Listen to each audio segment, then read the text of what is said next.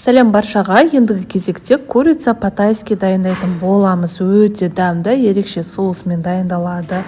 Ең алдымен бізге керегі тауықтың төс еті және де бірнеше дәмдеуіштер. Кукурузный крахмал, қара бұрыш, қызыл бұрыш, кунжут, паприка, мед, соевый соус және де яблочный уксус, чеснок, томат, тұз және де сұйық майымыз қажет болады. Алдымен тауықтың төс еті, яғни филені 4 бұрышты етіп бірнеше бөліктерге бөліп дайындап қоямыз. Мінекей дәл осындай болады. Енді осыны үстіне қара бұрыш, тұз және де 2 шай қасық кукурузный крахмалымызды қосып жақсылап араластырамыз.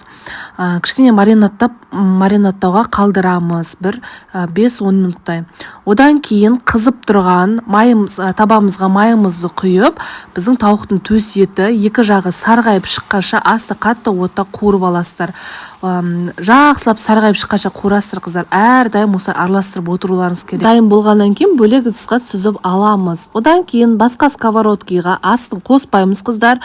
Асты өшік күйінде 2 ас қасық томат, 1 шай қасық соя, кішкене шай қасық яблочный уксус, сұйық май, қызыл бұрыш, 2 шай қасық әсел, бұл 1 порцияға арналған.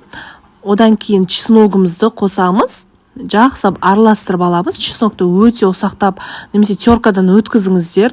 1 шай қасық кукурузный крахмалға 2 ас қасық, 2 емес 3-4 ас қасық суымызды құйып, араластырып, одан кейін массамызға құйып жібереміз.